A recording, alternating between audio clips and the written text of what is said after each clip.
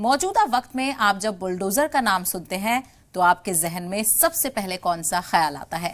यही ना, टूटते मकानात, बिखरे सामान, रोते बिलखते बच्चे, आहो पुकार करती औरतें, चीखते चिल्लाते लोग, नाराज और गुस्से भरी भीड़, हुकूमत के खिलाफ नारे लगाते मुजाहिरीन वगैरह। और यही ना कि अब कई लोग सड़क पर आ जाएंगे, अचानक से उनका आशियाना तबाह हो जाएगा और बेसरो सामान हो जाएंगे।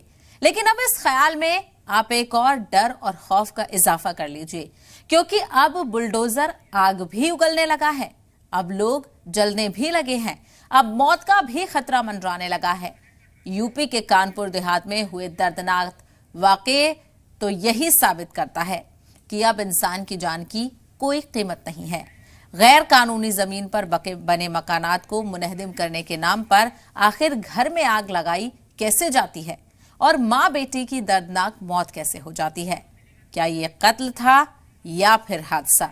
आपको बता दें कि उत्तर प्रदेश के कानपुर देहात में तजावुजात हटाने के दौरान मां बेटी की जिंदा जलकर मौत हो गई, जिसके बाद अहले खाना इंसाफ की गुहार लगा रहे हैं। तो वहीं इस मामले में अब सियासत की भी एंट्री हो गई है।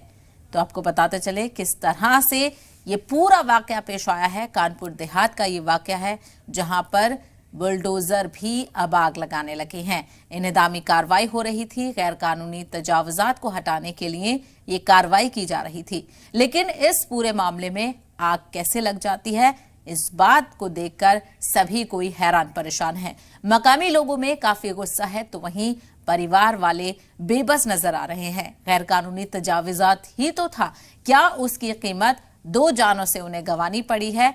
इसको लेकर तमाम सवाल उठ रहे हैं। मजीद जानकारी हासिल करेंगे हमारे नुमाइंदे शुभम पांडे इस वक्त हमारे साथ जुड़ गए हैं। शुभम पांडे, कानपुर देहात के वाकये से हर कोई हैरान परेशान है।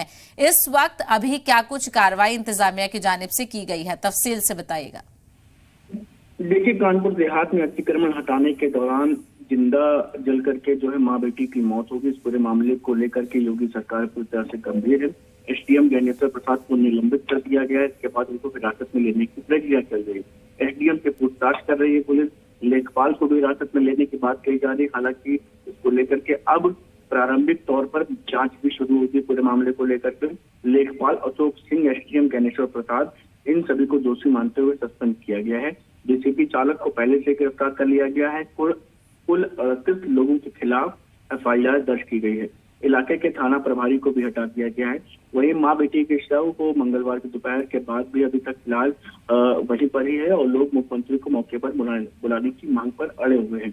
रोरा थाना क्षेत्र के मड़ौली गांव में सोमवार को एसडीएम मेहता जो है ज्ञानेश्वर प्रसाद हैं, इनकी मौजूदगी में पुलिस व राजस्व कर्मियों के साथ गाँव के कृष्ण गोपाल दीक्षित की झोपड़ी के पास लगे सरकारी नल मंदिर तोड़ने के साथ ही उसकी झोपड़ी को जेसीबी से ढहा दिया गया था। ढहाए गए छप्पर में लगी आग से वहां मौजूद कृष्ण गोपाल दीक्षित की पत्नी प्रमिला दीक्षित व उनकी बेटी 21 वर्षीय की आग में जलकर मौत हो गई। कृष्ण गोपाल गंभीर रूप से झुलसे हुए हैं। हादसे से वहां अफरा तफरी का माहौल है, लोगों में गुस्सा है। एसडीएम के साथ ही और पुलिस कर्मियों और ये सभी भाग निकले।